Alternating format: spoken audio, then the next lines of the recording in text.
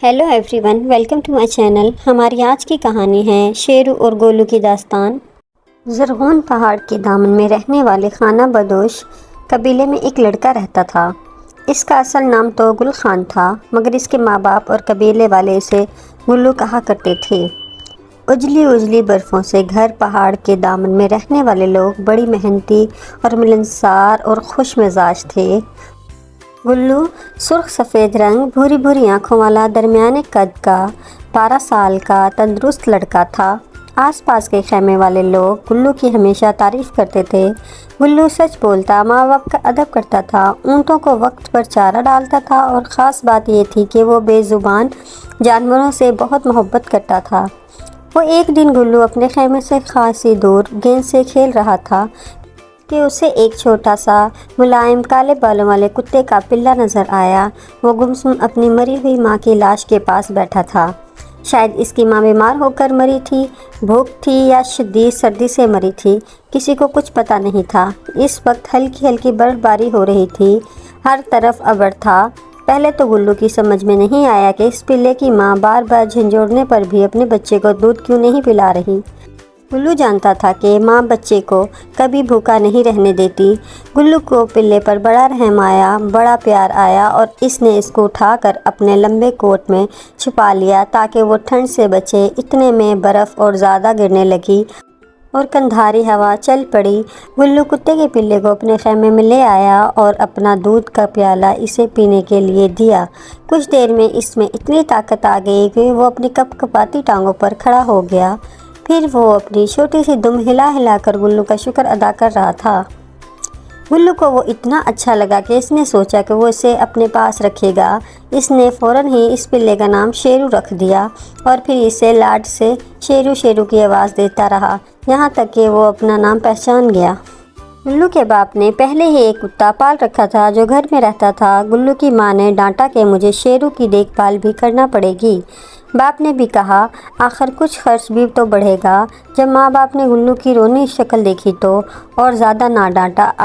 आखिर गुल्लू को इस शर्त पर इजाज़त मिल गई कि वो शेरू को सेब के बाग की रखवाली की तरबियत देगा। बात यह थी कि इस खाना बदोश कबीले में किसी बेकार जानवर की जगह ना थी। इन दिनों अक्सर खाना बदोश कबीले शदीद बर्फ़बारी से ज़रा पहले सिबी चले जाते थे और फिर बादाम को फूल लगते ही अपने देश लौट आते थे। शेरू बड़ा ज़हीन कुत्ता था, वो तेज़ी से बड़ा हो रहा था और गुल्लू इसे बाकी रखवाले की तरबियत दे रहा था। शेरू बहुत जल्द ही हर बात सीख जाता था।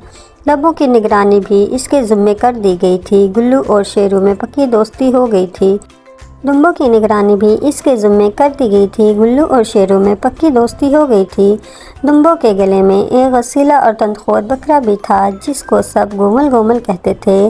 गुल्लू इसे हमेशा काबू में रखता था, गोमल का इशारा समझता था और मना करने से गलत काम से रुक जाता था।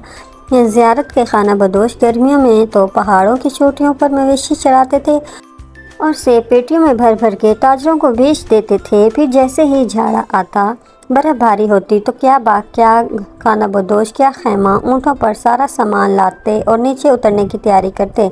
जिन लोगों के घर अच्छी तरह बने थे वो खुशहाली थी और वो भी जब सर्दियों में सिबी का रुख करते तो घर को बाकायदा ताले कभी नहीं लगाते थे। घर के अंदर सामान, लकड़ी, खुश कुर्बानी, सेब और खजूर ढेरों ढेर छोड़ जाते थे। ज़ियारत के अक्सर लोग दीनदार और शरीफ और नेक थे, कोई किसी घर की चोरी नहीं करता था। गुल्लू और इसका पूरा ख़ानदान सर्दियों में ज़रगोन के दामन से नीचे उतरने का सफ़र शुरू कर चुका था। दुम्बों और भेड़ों के गले अखड़े कर लिए गए, मुर्गियों को डब्बे में बंद करके ऊँट की पीठ पर रख दिया गया। औरतों के ऊँट आगे आगे और मर्दों के पीछे पीछे चलते थे। अक्सर मुकाम पर औरतें पहले पहुँच जाती और खेमा गाड़ती। इस दौरान मर्द या तो शिकार करके लाते या रास्ते से सब्ज़ी फल मौजूद होता लेकर आते। बहुत से लोगों के कंधों पर खटरियाँ होती। रास्ता खासा दुश्वार था जो खाना बदोशों ने रुक रुक कर सस्ता सस्ता कर तय किया। जैसे जैसे बर्फीले पहाड़ कम हुए, मैदान शुरू हुए तो इंसान और जानवरों का चलना आसान हो गया। सब लोगों की तरह गुल्लू के ख़ानदान की औरतों के ऊँट आगे आगे थे। आखिर सब खाना बदोश और गुल्लू का ख़ानदान हरी भरी वादी में आ गए। कबीले वालों ने तय किया था कि अभी ढार सर तक का सफ़र लंबा है। قبیلے والوں نے طے کیا کہ ابھی ڈھاڈر کا سفر کافی لمبا ہے، آرام کر لینا بہتر ہے۔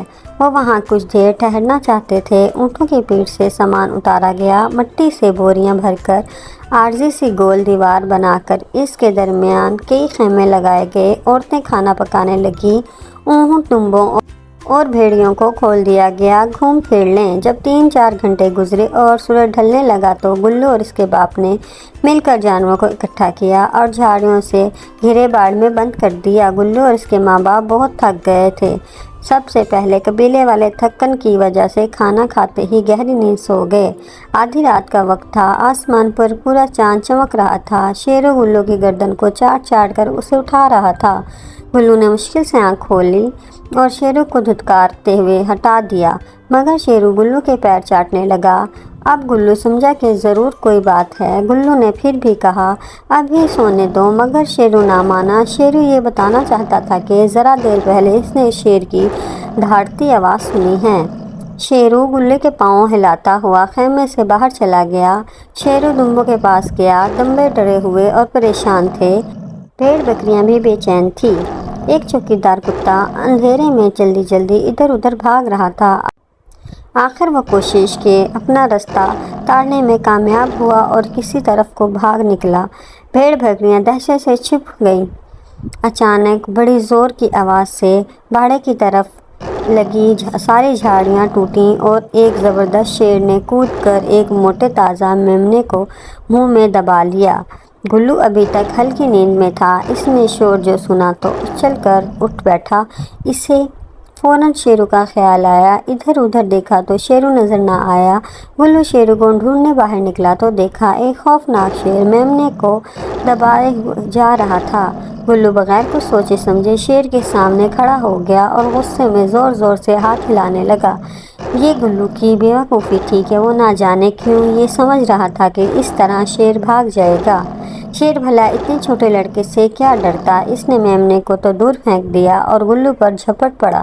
گلو زمین پر گر پڑا اور اس کے حلق سے ایک زوردار چیخ نکلی۔ گلو کا سر چکرا گیا اور اس کی آنکھوں کے سامنے مکمل اندھیرا چھا گیا۔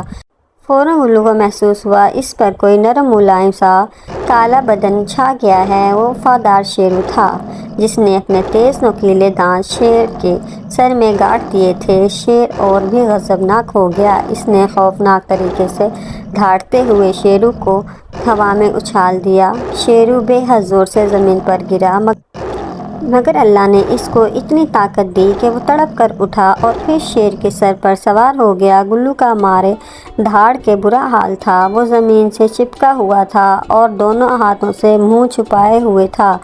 گلو اپنے لیے اور ساتھ ساتھ شیرو کے لیے پاگل ہوئے جا رہا تھا۔ وہ کہاں تک شیر کا مقابلہ کرے گا۔ اتنے میں گلو کی ماں نے چلا چلا کر سارے قبیلے کو اکٹھا کر لیا۔ لوگ ڈنڈے لے کر شیر کی طرف بڑھے۔ گلو کی ماں آگ جلتی ہوئی بہت بڑی لکڑی لائی اور شور چیختی اور جلتی ہوئی لکڑی نے شیر کو خوف زدہ کر دیا اور وہ بھاگ گیا۔ گلو بہت زیادہ زخمی نہ ہوا تھا۔ اس کے شانے پر شیر کے پنجے لگے تھے، پیٹھ پر کہیں خراش تھی، لیکن بیچارے شیرو کی حالت بہت خراب تھی۔ وہ سانس میں مشکل سے لے رہا تھا۔ ایک بزرگ نے کہا، اب شیرو مرنے والا ہے۔ گلو کے باپ نے قبیلے کے پڑاؤ کے چاروں طرف آگ کے اجالے دیے کہ شیر دوبارہ ادھر کا رخ نہ کرے۔ گلو رو رہا تھا۔ اس کا پیارا دوست شیرو خوف سے اور زیادہ خون بہنے کی وجہ سے بے ہوش تھا۔ گلو کی ماں نے گلو کی مرہم پٹی کی، گرم دودھ کھجور ملا کر پلایا تو اس کی جان میں جان آئی اور وہ زمین پر گھسیٹ کر شیرو کے پاس جانا بار بار دعا لگاتا۔ شیرو نہ منہ سے بولتا نہ سر ہلاتا اور بڑا گمسم ہو گیا تھا۔ گلو کا باپ کہتا، اب شیرو نہ بچ سکے گا۔ گلو کی ماں کہتی، شیرو نہ بچ سکے گا۔ گلو کی ماں کہتی، شیرو تو گلو پر اپنی دوست پر قربان ہو گیا۔ گلو کا بڑا بھائی بولا، اگر شیرو نہ ہوتا تو خوفناک شیر میرے بھائی کو کھا جاتا۔ گلو سب کی باتیں سنتا اور اللہ سے گڑ گڑا کر رو رو کر دعا مانگتا، میرے دوست کو اچھا کر دیں۔ گلو جیسے جیسے خود ٹھیک ہوتا جا رہا تھا اس نے شیرو کی خدمت میں رات دن ایک کر دیے۔ پھر شیرو آہستہ آہستہ چلنے پھرنے لگا، مگر شیرو اب پہلے جیسا خوبصورت شیرو نہ تھا۔ وہ لنگڑا کر چلتا تھا۔ قبیلے کے لوگوں نے کئی بار کہا، کیا تم نے اس لنگڑے کو پال رکھا ہے؟ ایسا کتا لاؤ جو چست اور طاقتور ہو۔ وہ کھائے بھی اس سست اور لنگڑی ٹانگ سے کم۔ گلو نے سب کے سامنے کہا، شیرو میرا دوست ہے، اس پر تو ہزاروں کتے قربان۔ بہار کے دن آنے والے تھے، خانہ بدوشوں نے پھر زیارت کا رخ کیا۔ گلو، اس کا خاندان اور شیرو بھی چل پڑا۔ سارا خانہ بدوش قبیلہ اونٹوں کے قبیلے کی صورت میں اپنے سفر پر روانہ ہو گیا اور زیارت پر پہنچا۔ سیب، بادام اور خوبانی کے درختوں کو خوبصورت پھل لگ چکے تھے۔ گلو، اس کے ماں باپ اور بھائی اور شیرو ہنسی خوشی رہنے لگے۔ Thanks for watching my videos.